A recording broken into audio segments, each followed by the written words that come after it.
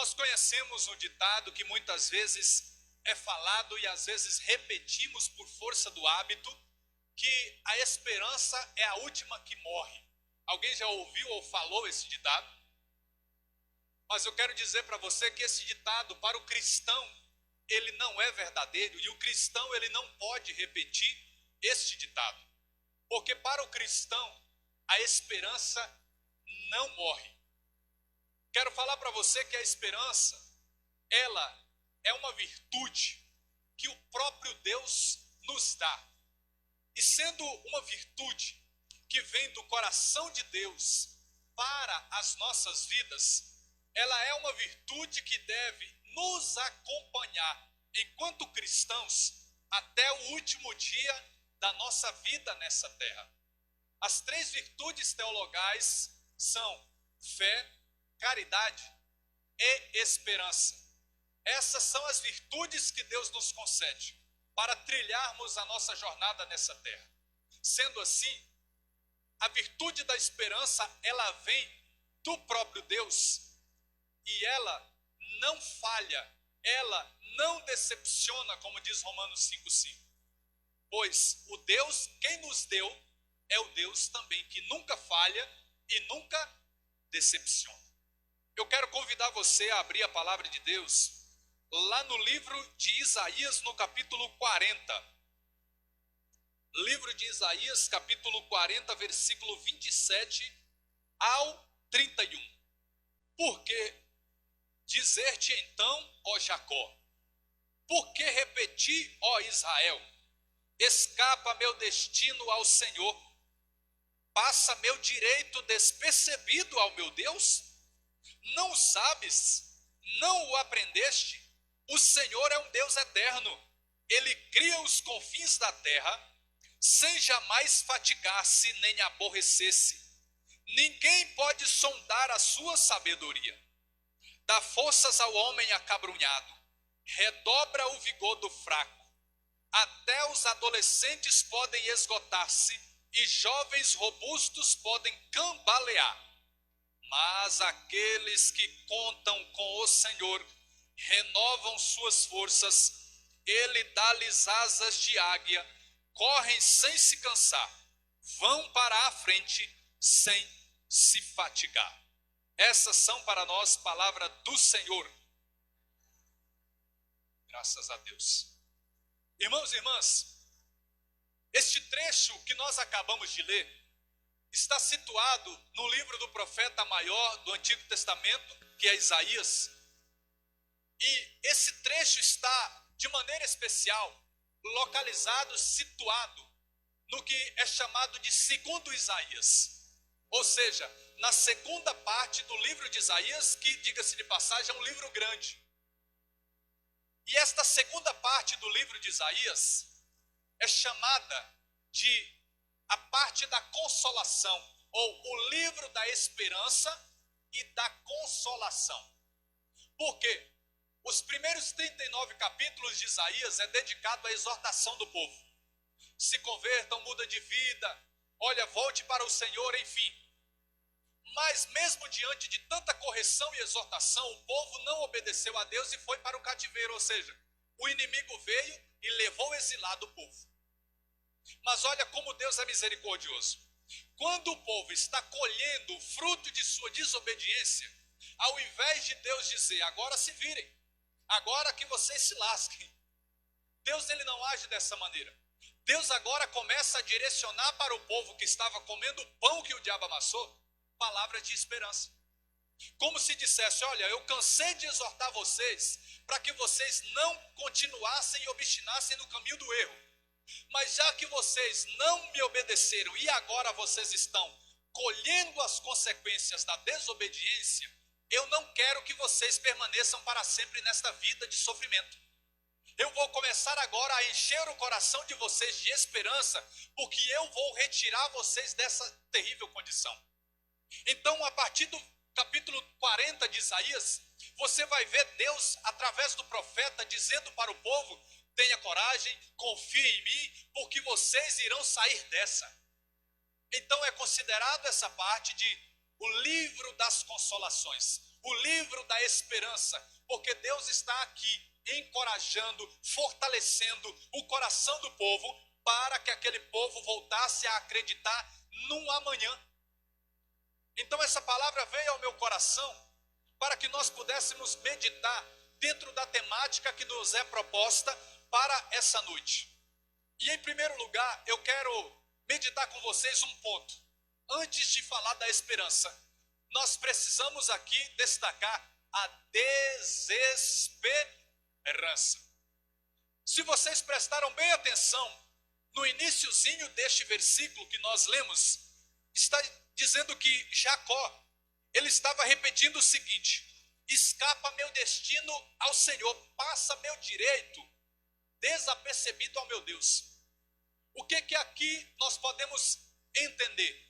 Que o povo está dizendo: a minha situação é oculta para Deus, passa o meu direito desapercebido para Deus. Será que Deus me abandonou? Será que Deus não vê a minha situação? Será que Deus não me escuta? Será que Deus está alheio ao que eu estou passando? Será que Deus não se importa com a minha condição? Era esta a indagação do povo. Por quê? Porque todos nós estamos também fadados a entrarmos em situações, e estando nós nessas situações difíceis, nós também não estamos isentos de começarmos na nossa fraqueza a questionarmos Deus. Por mais que nós não temos ou não deveríamos ter a audácia de questionar a Deus, a nossa humanidade, na nossa fraqueza, na nossa fragilidade, nós começamos a querer que Deus nos dê uma satisfação. Por quê? Porque nós estamos num momento de desesperança. Todos nós passamos por esses momentos. E a verdade é que quando nós passamos por um momento de desesperança, onde nós estamos ali num momento difícil, num momento complicado, parece que os nossos olhos espirituais se cegam. Porque a cegueira é uma das marcas da desesperança. Você não consegue enxergar além, você não consegue enxergar um amanhã, você não consegue ter uma perspectiva de mudança da situação que você está vivendo. Vou citar um exemplo. Acabei de vir lá do Cônego Marinho, quando eu estou saindo de Januária, uma chuva pesada cai. Não deu tempo nem eu vestir a roupa de chuva para que não molhasse nada. Quando eu me vi, já estava dentro daquela chuva torrencial, e eu parei a moto, liguei a seta e fiquei vestindo ali a roupa de chuva. E parece que quando você está vestindo a roupa de chuva ou qualquer outra coisa você está fazendo com pressa, parece que nada dá certo, e molhando, aquela chuva caía e parece que todo o resto do mundo estava chovendo. Aí depois eu vesti a minha roupa de chuva, peguei a moto, coloquei na estrada e não estava vendo nada na frente, levantei a viseira, o farol vindo de lá para cá, eu sem enxergar, eu falei: meu Deus do céu, essa viagem vai demorar. Mas quando passou menos de 2 quilômetros, cadê a chuva? Totalmente seco, meu irmão. Ou seja, enquanto você está debaixo daquele pé d'água, você olha para frente e a noção, a sensação que você tem é que todo o resto do mundo está chovendo. Você não consegue ver além, porque somos limitados. Quando nós também estamos passando por um momento complicado, difícil, por tribulação, sofrimento, é a mesma coisa que acontece. Parece que a nossa vida inteira se transformando naquele momento. Parece que a nossa vida inteira está resumida naquela situação. Por quê? Porque nossos olhos se limitam a enxergar somente aquele momento. E é por isso que nesses momentos, muitas vezes, nós tomamos decisões precipitadas. Nós, por não termos ali uma perspectiva de uma melhora, de uma resolução do problema, da situação, nós começamos a nos desesperar. Lembra de Atos 16? Quando o carcereiro que estava guardando a prisão de Paulo e Silas e dos outros prisioneiros, quando Deus ele chacoalha a prisão, os portões se abrem, aquele carcereiro que estava responsável por guardar os prisioneiros, ele se desespera, porque aquele povo estava sob o comando dele. Se ele deixasse aquele povo embora, coitado dele, os seus superiores iriam tratar ele com uma severa punição. Então ele puxa a espada para se matar. É quando Paulo e Silas digam: não, para com isso. Porque na mente dele, um momento de desespero era um momento que ele tinha que resolver de uma forma precipitada, se matando.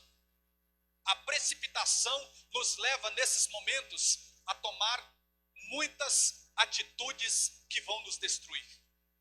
Quando um homem chamado Esaú estava passando uma fome terrível, não era passando fome, estava com fome. Ele vende o direito de primogenitura para o seu irmão por causa de um prato.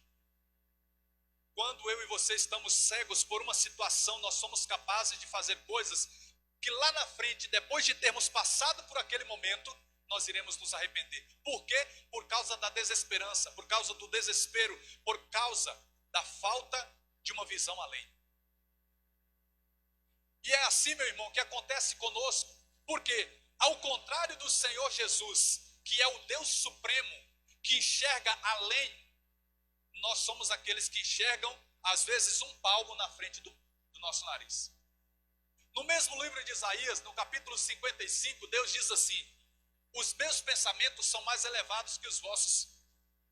Os meus caminhos são superiores aos vossos. Por quê?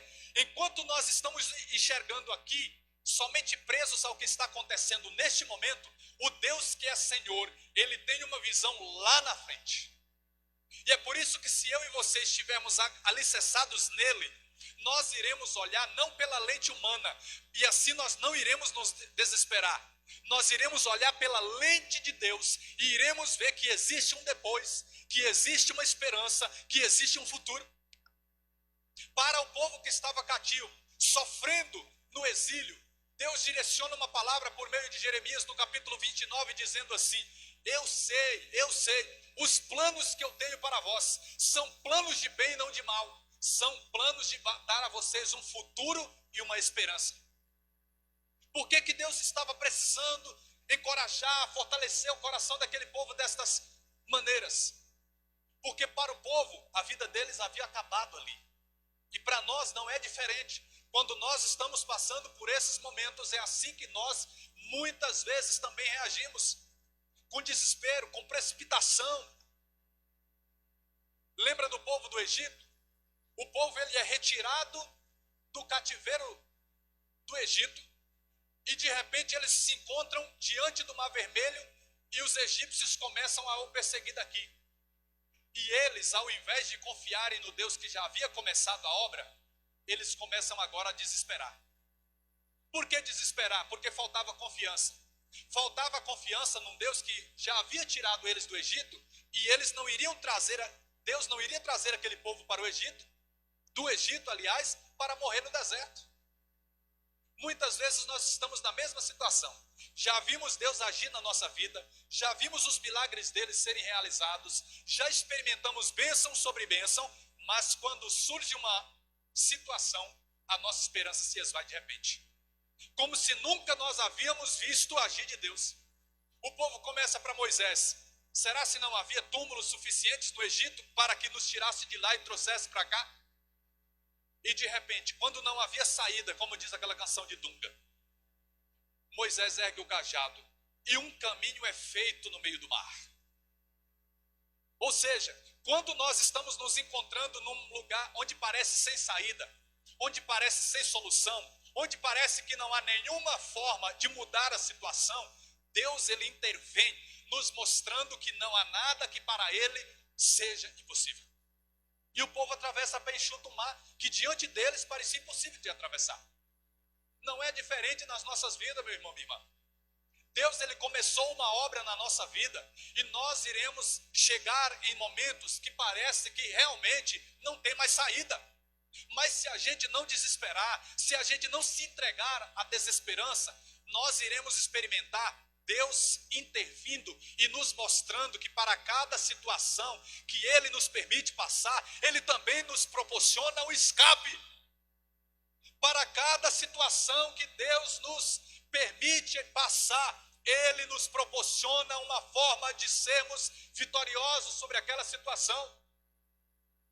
A palavra diz por meio de Paulo aos Coríntios: à medida que crescem as tribulações, crescem também as consolações de Deus. É certo que Deus, Ele não vai nos isentar de passar por tribulações, mas da mesma forma que Ele não nos isenta de passar por dificuldades e tribulações, Ele também não isenta o seu milagre na nossa vida. A esperança é o que nos faz crer que o Deus que começou em nós a boa obra, como diz Filipenses 1,6, Ele há de completá-la. Porque ao contrário de nós, Ele não começa uma coisa e termina. Ele começa e conclui. Ele começou a graça dele na nossa vida, Ele vai nos ajudar a chegar até o fim. Porque é um Deus de conclusão. E nós precisamos ter esse olhar que vai além. Muitas vezes somos como Elias, 1 Reis capítulo 19. Ele acabara de fazer um grandioso ato profético, matando os profetas de Baal. E de repente Jezabel, a mulher mandona, manda um recado para ele dizendo: você vai morrer, Elias. E o corajoso Elias, que havia matado os profetas, os falsos profetas, agora se encontra numa situação de desânimo completo. Ele se coloca a fugir, se coloca a murmurar, dizendo que não era melhor que os seus pais, e ele começa a pedir a própria morte debaixo de um pé de árvore. E um anjo mandado por Deus diz: ô meu filho, pelo amor de Deus, come esse alimento aqui que eu acabei de trazer para você e levanta. Ele até come, mas ele deita de novo. Sabe quando você está tão cansado assim de manhã, que você vê o despertador tocando, você vai lá no despertador, levanta um pouquinho, desliga o despertador e dorme de novo? Aconteceu com Elias a mesma coisa. Aí o anjo torna a esperar ele dormir um pouquinho para ver se ele descansava mais. Elias, bora meu filho, come e levanta, porque ainda tens um longo caminho pela frente. Veja bem qual é a situação de Elias.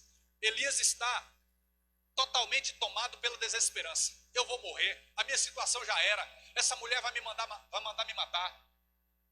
Mas o que acontece? Ele ali se deita e Deus envia um anjo. Porque Deus nunca nos abandona na nossa situação. E o que Elias ouviu do anjo? Ainda tens um longo caminho pela frente. Na cabeça dele, o que estava ressoando?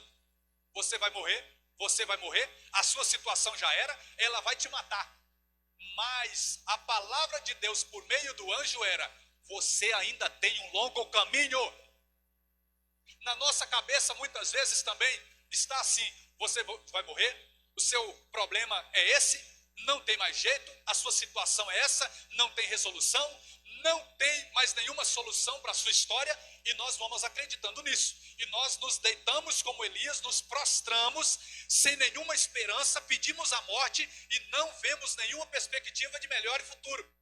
Mas Deus envia o seu anjo para dizer: ainda não acabou. O que eu comecei na sua vida ainda não foi concluído. E se eu não autorizei acabar, nenhuma Jezabel, nenhum mal, nenhum Satanás vai atropelar o plano que eu tenho para a sua vida. Se você crê naquilo que Deus reservou para a sua vida, você também precisa crer que o inimigo não é capaz de interromper a sua história antes de Deus dar a sua palavra final. Por quê? Porque Jesus é Senhor. E se nós alicerçamos a nossa esperança nesse Deus, nesse Senhor que nos chamou, nós não iremos fracassar. O que acontece é que muitas vezes nós dizemos ser pessoas de fé, mas na prática mesmo, a gente crê muito fracamente. Na hora em que a gente deve provar a nossa fé e a nossa esperança, é nesses momentos que a gente se mostra muito frágil. A gente mostra-se como Elias. E eu vou dizer para você que é uma realidade. Tem uma passagem, e olha só, o apóstolo Paulo.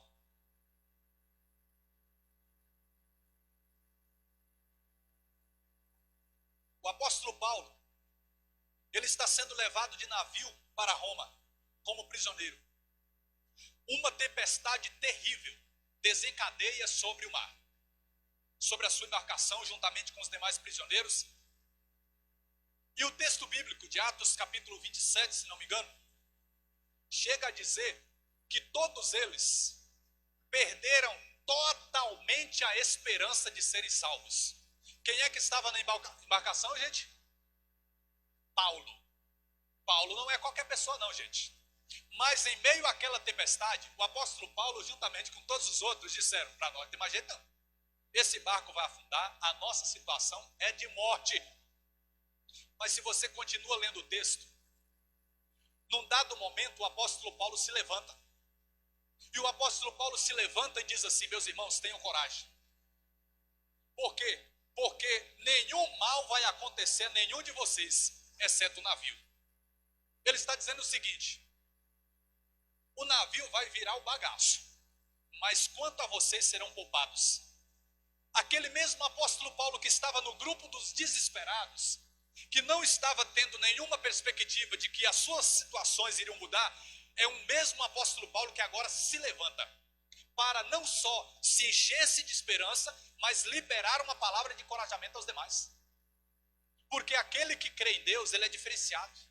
Aquele que crê em Deus, ele pode até passar por um momento em que ele se desespera, em que ele não vê ali uma clareza à frente, mas ele tem uma convicção que o coloca de pé, porque Deus falou com ele, e ele é capaz de não só se manter agora em esperança, mas é capaz de encorajar os demais. Porque é isso que Deus quer fazer conosco. Não só nos fazer pessoas que andam cheias de esperança, mas pessoas que levam essa esperança às outras pessoas. Porque às vezes a gente está tão desesperançado que a nossa desesperança contagia o resto. Quantas vezes nós estamos desesperançados dentro de casa, com as situações que nos cercam, nós perdemos a esperança no nosso trabalho, nos nossos estudos, nós perdemos a nossa esperança no nosso ministério, ficamos desanimados, sem motivação, sem entusiasmo, e isso vai contagiando até mesmo quem está à nossa volta. Mas o Senhor, Ele quer, nessa noite, recuperar dentro do nosso coração essa esperança.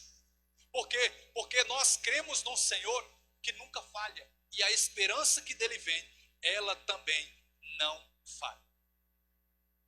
Meu irmão, minha irmã, a esperança nossa, ela não falha. Por quê? Porque nós não depositamos ela em coisas ou em meras pessoas. A esperança nossa enquanto cristãos, ela está depositada num Deus. Eu gosto da palavra de Jó, em Jó 19, 25, que ele diz assim: eu sei que o meu Redentor vive, e por último há de se levantar sobre a terra. Depois o apóstolo Paulo fala algo parecido, quando ele diz assim: eu sei em quem eu tenho crido. Eu te pergunto, você sabe? Você sabe em quem você crê? Pois é, quem você crê é alguém acima de qualquer suspeita, é alguém que é digno de toda credibilidade. Se você colocar sua esperança em coisas, essas coisas vão te decepcionar. Se você colocar essa esperança em pessoas, essas pessoas irão te decepcionar, mesmo que sejam as pessoas mais capacitadas, mesmo que sejam as melhores pessoas do mundo, elas irão te frustrar. Mas se você e eu colocamos a nossa esperança em Deus, nunca iremos ser decepcionados. Mesmo que a forma de Deus se revelar a nós não seja como a gente esperava que fosse. Porque às vezes a gente também se desespera ou se frustra com Deus, porque Ele não fez na minha e na sua vida da forma que a gente gostaria que Ele tivesse feito. Mas o fato de Ele não ter feito como a gente queria, não significa que Ele não fez. O fato é que Ele sempre vai realizar nas nossas vidas a sua graça. Porque nós colocamos a nossa esperança num Deus que nunca falha. Olha só, nesse texto, para nós encerrarmos, o que está escrito? Ele dá força ao homem acabrunhado. Ele redobra o vigor. Aquele que deposita a esperança no Senhor, ele consegue se colocar de pé novamente. Ele consegue reerguer a sua cabeça. Alguém que estava paralisado igual Elias, consegue agora se colocar a caminhar de novo. Consegue agora vislumbrar uma esperança lá na frente. Até os adolescentes podem esgotar-se, e jovens robustos podem cambalear. Mas aqueles que, em algumas traduções, põem a sua esperança no Senhor, esses renovam as suas forças. Porque a desesperança nos coloca numa situação de fraqueza, de desânimo. mas a esperança nos coloca de pé. Ele dá asas de águia. E a águia voa acima daquilo que muitas vezes estava limitando ela. Nós iremos voar acima das situações. Correm sem se cansar. Vão para a frente sem se fatigar. Por quê? Porque a esperança foi colocada, lá no versículo 28, num Deus que é eterno, que cria os confins da terra. Porque nós colocamos a nossa esperança num Deus que não falha. Segunda, 1 Macabeus, capítulo 2, verso 61. Recordai-vos que de geração em geração, todos aqueles que esperam no Senhor não são desfalecidos. Ou seja, faça uma retrospectiva e analise as pessoas que confiaram em Deus e veja se essas pessoas não foram vitoriosas. Faça o teste e você vai ver que todas as pessoas que entregaram as suas vidas a Deus, elas foram vitoriosas. Se você e eu colocamos a nossa esperança nele, não será diferente.